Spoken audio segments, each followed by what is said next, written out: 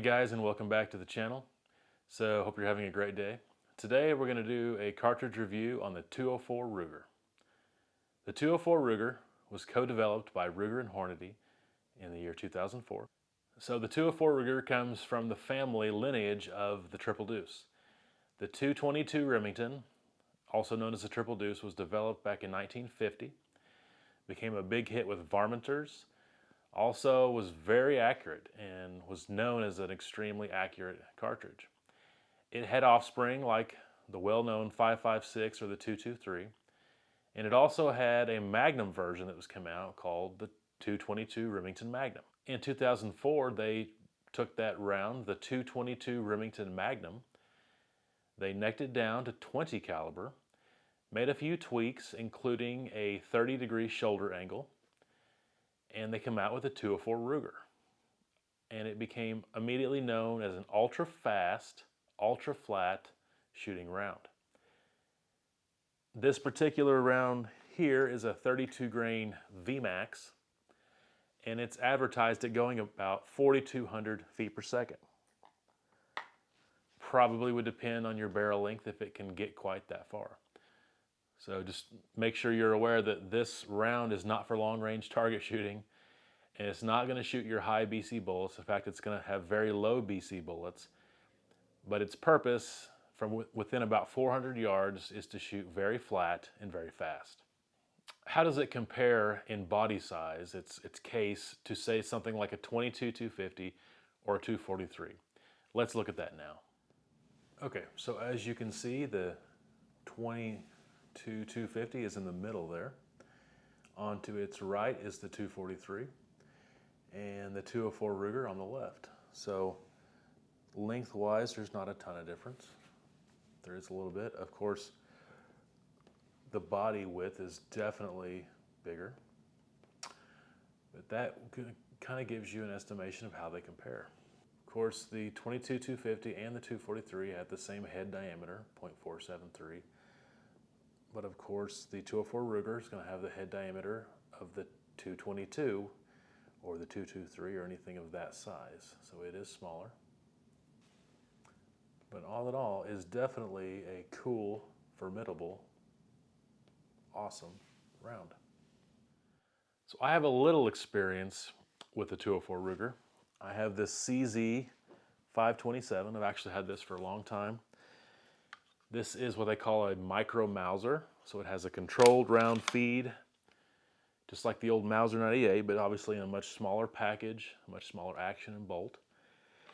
It's a very nice gun. There's no plastic on this gun anywhere. It's all metal. It's all walnut wood. On top, I've got some tally rings and a Vortex Crossfire 2 scope. This has been a really good gun. If you watched my 22 250 video, I talked about how it was my coyote gun or varmint gun if I was in a stationary location looking at a big area and wasn't going to move a whole lot, because that particular gun has a 26-inch heavy barrel with a bipod, a big heavy Boyd's thumbhole stock, and a heavier scope.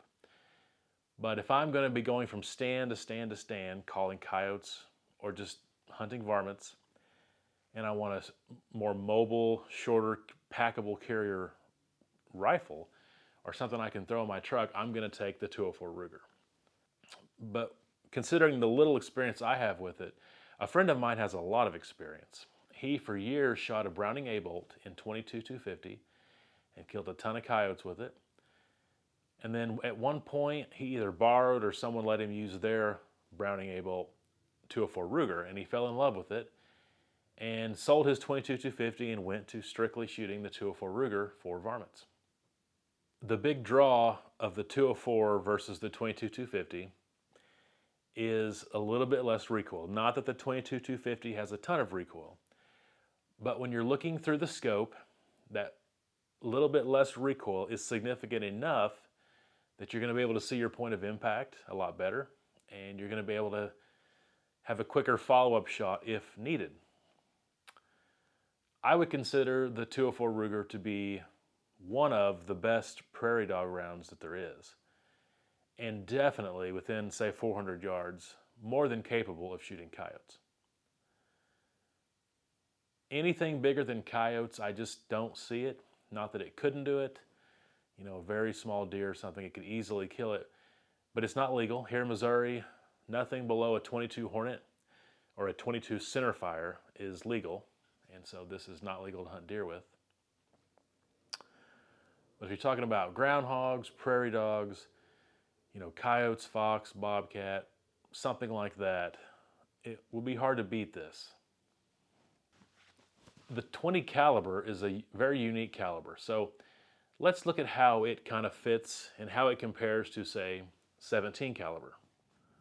Let's do a little comparing of the 204 Ruger. So with a 32 to 34 grain bullet, it holds about 30.6 grains of water, and it is going to get to about 4158 velocity according to the Nosler manual. The only other 20 caliber that I'm aware of is the 20 Nosler, which has about 37.6 grains of H2O, and it's going to get around 4229 on the velocity for the same bullet. What about your old 223? 28.2 grains of water, and around 3920 if you're going by the velocity for that same round. Here is the parent, the 222 Remington Magnum. 30.5 grains of powder, so slightly less of water, I should say, and the velocity around 3,800. I personally don't think that they've got this right. I can't see the 222 Remington Magnum not being able to push a bullet faster than the 223. So I don't think they tested very much with the 222 Magnum. Just for comparison, what about the 22-250 Remington? Holds about 40.9 grains of powder or of water, and it's going to get up there significantly faster with a 34 grain bullet, around 4,500 feet per second, like we talked about, with a little bit more recoil. Just for comparison, the 17 Remington Fireball with a 20 grain bullet, which is going to hold about 21.7 grains of water, it's going to get to a very similar velocity, around 42. And then the 17 Remington, same bullet, around 20 grain bullet, is actually going to get about 4332 on the velocity with 28.4 grains. So a 20 grain bullet out of a 17 is going to get about the same velocity as what your 204 Ruger is going to get out of a 20 grain bullet.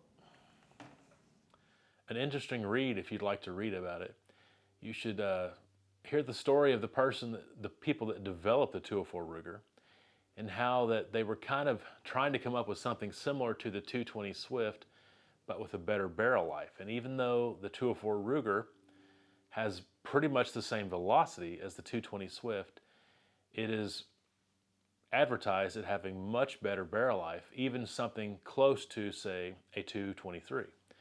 So I haven't verified that myself because I haven't shot out my gun or know of anyone that has shot a ton of rounds, but if that's true, that is a very cool thing. So if you're a varmint hunter and you're not going to have extreme long shots, the 204 Ruger is definitely worth a look. It is a speed demon, and it is really a cool round. I hope you've enjoyed the video, and until next time, take care.